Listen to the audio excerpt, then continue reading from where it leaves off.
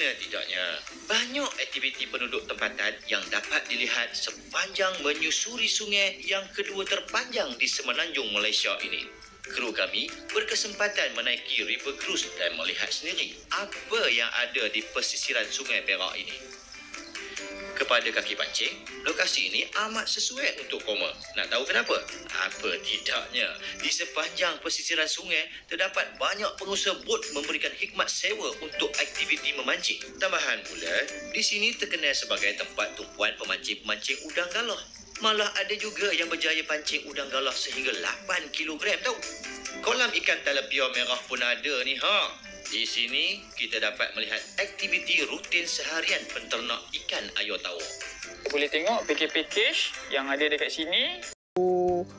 Jelajah Sungai Perak. Jelajah Sungai Perak ni kita teroka iaitu keindahan alam semula jadi di Sungai Perak di mana ada aktiviti ekoturism, ada sejarahnya dan pelbagai aktiviti sosial dan ekonomi.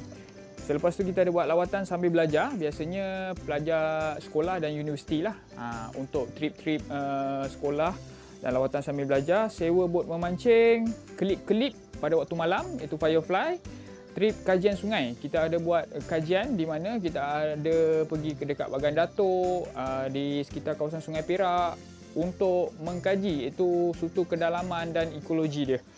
Meneruskan perjalanan, kami akan dibawa ke Pulau Bangau. Pulau Bangau?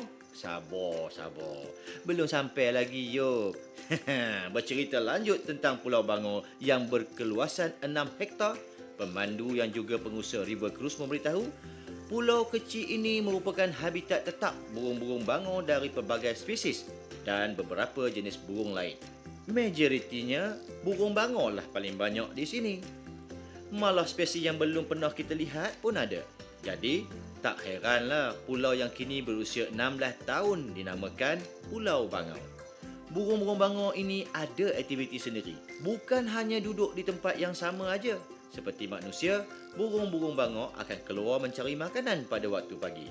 Pada waktu petang pula, sekumpulan burung bangau ini akan pulang ke sarang.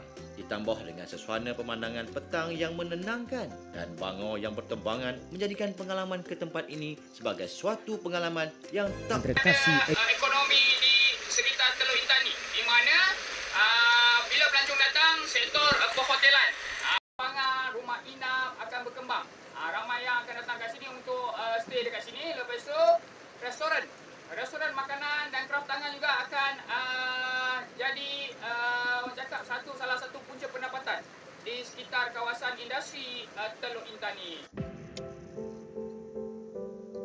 Inisiatif ini dibuat agar dapat memberi peluang kepada orang ramai untuk melihat sendiri keunikan dan khazanah alam yang tidak ramai dapat mereka terokai. Pelancongan River Cruise Teluk Intan ini dapat membuka mata para pelancong untuk melihat Teluk Intan dari perspektif yang berbeza dari cara yang biasa. Ianya ternyata merupakan keunikan yang tidak patut dilepaskan. Kawasan pertama yang dituju ialah kawasan restoran terapung berhampiran dengan jeti Persatuan Pengail Teluk Intan.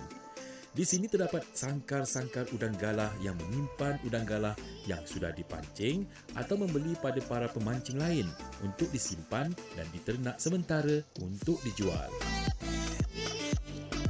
Di kawasan ini juga para pengunjung akan diceritakan mengenai masalah hakisan yang sentiasa menghantui Teluk Intan sejak dari dahulu lagi.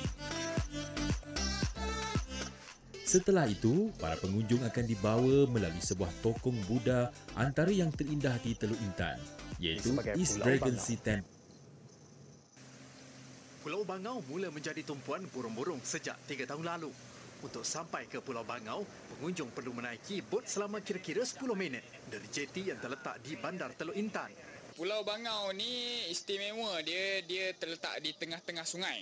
Di mana di Sungai Perak ni berada dekat dengan Pekan Teluk Intan lah. Lebih kurang dalam setengah jam lah kita boleh lawat dekat dalam pulau ni, menempatkan antara 20,000 dan hingga 30,000 ekor burung. Dalam tu ada 10 jenis spesies burung lah. Dia akan membiak dekat pulau tu, dia akan tidur dekat pulau tu. Dia jadikan sebagai pulau tu sebagai dia punya habitat lah. Antara spesies burung yang terdapat di pulau ini ialah bangau putih, burung pucung, burung gembala kebaru, burung punai dan helang serta burung layang-layang. Waktu paling sesuai untuk melihat pulau ini dipenuhi burung-burung ialah pada waktu senja, kerana burung akan pulang ke habitatnya selepas mencari makan. Burung dikatakan terbang sehingga ke Tanjung Karang di Selangor dan di Sungai Manik serta Seterang Perak di Pasir Salap kerana kawasan berkenaan terdapat